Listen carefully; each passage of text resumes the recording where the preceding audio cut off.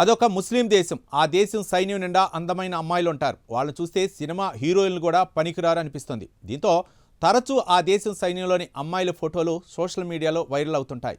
ముస్లిం దేశమైన అమ్మాయిలను ఎందుకు సైన్యంలోకి తీసుకుంటున్నారు? వీళ్ళ అందం పక్కన పెడితే ధైర్యం, ఆత్మవిశ్వాసం అంతలా ఉండటానికి కారణమేంటనే చర్చ నెట్టింట కామన్గా జరుగుతూ ఉంటుంది. మరి అసలు అందమైన అమ్మాయిలను సైన్యంలోకి తీసుకుంటున్న ఇస్లాం దేశం ఏది? అలా తీసుకోవటం వెనుకున్న మతలబేంటి? Let's watch. ఆ దేశం పేరు ఇజ్రాయెల్. ఈ దేశం సైన్యం గురించి సోషల్ మీడియాలో తరచూ చర్చ జరుగుతుంది. ముఖ్యంగా అక్కడి మహిళా సైనికుల ఫోటోలు వైరల్ అవుతుంటాయి.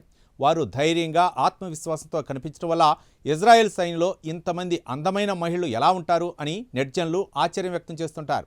ఇది ఏదైనా ప్రత్యేక ఎంపిక ప్రక్రియ వలన, మోడలింగ్ లేదా సినిమాల కంటే ముందు సైన్యంలో తీసుకుంటారా అని నెటిజన్లు అనుమానాలు వ్యక్తం చేస్తుంటారు. అయితే వాస్తవానికి ఇది అసలు గ్లామర్కు సంబంధించింది కాదు.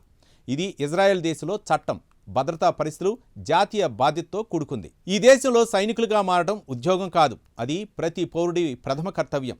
ప్రపంచంలో కొన్ని దేశాల్లో తప్పనిసరిగా ప్రతి పౌరుడికి సైనిక సేవ ఉంటుంది. వాటిలో ఇజ్రాయెల్ ఒకటి. ఇక్కడ 18 ఏళ్ళు నిండిన ప్రతి యూదు పౌరుడు సైనిక సేవ చేయాల్సిందే. ఈ రూల్ మగ, ఆడ అన్న తేడా లేకుండా అందరూ ఫాలో కావాల్సిందే. అందుకు అందం, కెరియర్, ఆశలు లేదా వ్యక్తిగత ఎంపికల ఆధారంగా సైన్యంలో చేరటం జరగదు. మహిళలకు కూడా స్పష్టమైన నిబంధనలు ఉన్నాయి. పురుషులు సాధారణంగా 2.5 నుంచి 3 సంవత్సరాల పాటు సేవ చేస్తే, మహిళలు ఆ దేశ సైనిక చట్టాల ప్రకారం సుమారు 2 సంవత్సరాల పాటు సైనిక సేవ చేయాల్సిందే. ఈ కాలంలో వారు పూర్తిగా సైనిక క్రమశిక్షణతో ఉంటారు.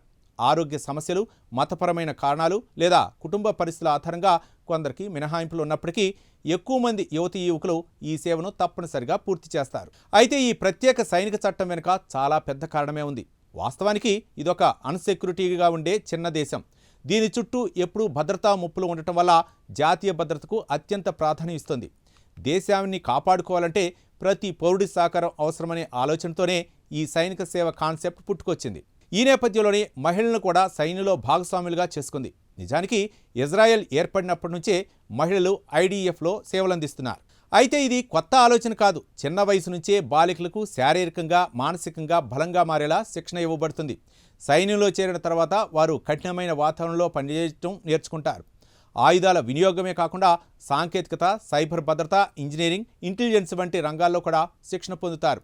మల్టీ టాలెంటెడ్గా ప్రతికూల పరిస్థితులను కూడా ఎదుర్కొనేలా వారిని ఈ ట్రైనింగ్ తయారు చేస్తుంది. దీంతో యవ్వనంలోనే ఆ దేశ అమ్మాయిలు సైన్యంలో భాగమవుతూ దేశభక్తిని చాటుకుంటారు.